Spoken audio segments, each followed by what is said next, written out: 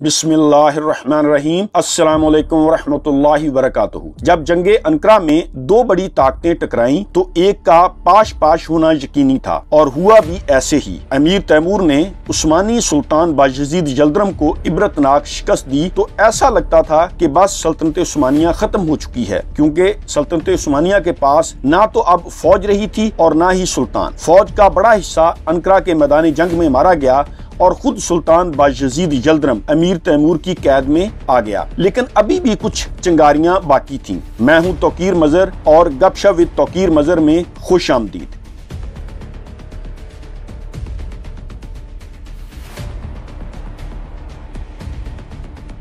खिलाफत उस्मानिया सीरीज में आज हम जानेंगे कि जब बायजीद यल्दरम अमीर तैमूर की कैद में था तो सल्तनत उस्मानिया को बचाने वाला कौन आया, और सल्तनत उस्मानिया जो एक मर्दे बीमार के नाम से जानी जाने लगी तो कौन आया और सल्तनत उस्मानिया को फिर से अरूज बख्श दिया। आइए देखते हैं।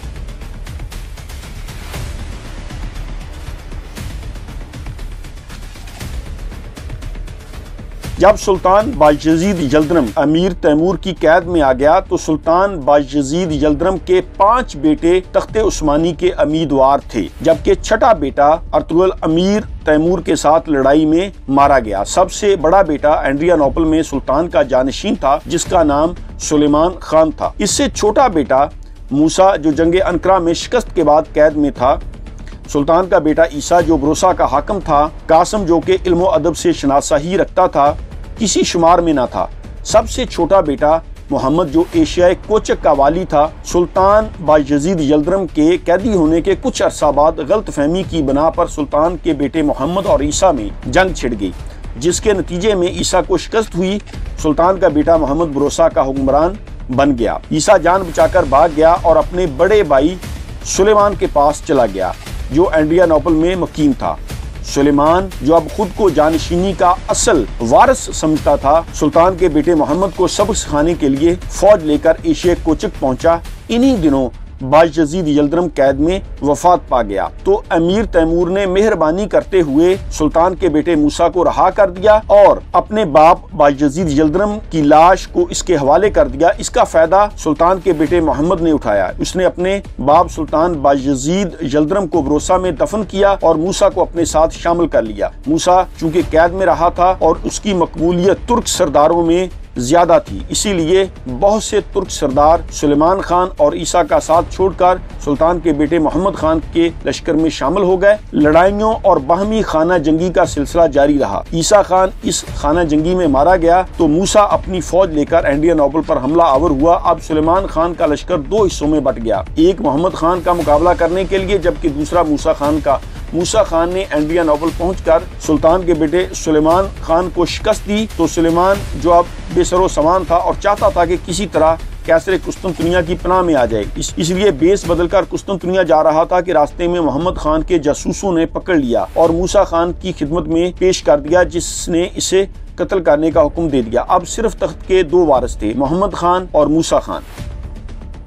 मोहम्मद खान एशियाई कोचक के इलाकों का हाकिम था, जबकि मूसा खान यूरोपीय इलाके का। अब यूं लगता था कि दोनों भाई इत्तेफाक से अपने अपने इलाकों पर हुक्मरानी करेंगे। दोनों ने मिलकर ये सब दोबारा अपने ज़ेर नगी किया था, लेकिन अमन का ये हिस्सा ज्यादा देर तक कायम न रह सका और दोनों में गलत फहमियाँ पैदा हुई और करीब था कि सल्तनत उस्मानिया दोबारा खाना जंगी का शिकार हो जाती।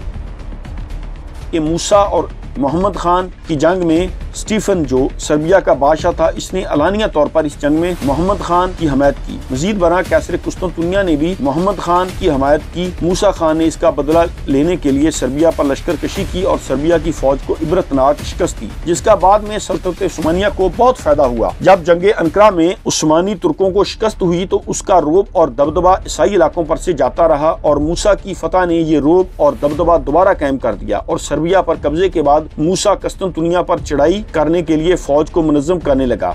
तो कैसर कुस्तुनतुनिया जो कि इन तैयारियों से वाकिफ था, उसने मोहम्मद खान से ज़ाती तल्लुकात भी कायम कर लिए थे, के पास अपना सफ़ीर भेजा। वही सफ़ीर जो उसने पहले अमीर तैमूर को सुल्तान बायजीद जल्दरम पर हमला करने के लिए कायल करने के लिए आया था। इस सफीर ने अपना काम खुश असलूबी से सर अंजाम दिया और मूसा खान कुस्तुनतुनिया के लिए आगे बढ़ा। इधर फिर मूसा खान भी इन साजिशों से वाकिफ था। उसने एशिया कोचक में बगावत बर्पा कर दी और खुद कुस्तुनतुनिया पर हमला करने के लिए आगे बढ़ा। मोहम्मद खान वापस पलटा और एशिया कोचक पर बगावत को कुचलने में मसरूफ हो गया। जब वो कुस्तुनतुनिया को फतह करने के करीब था कि मोहम्मद खान दोबारा इस पर हमला आवर होने के लिए बढ़ा।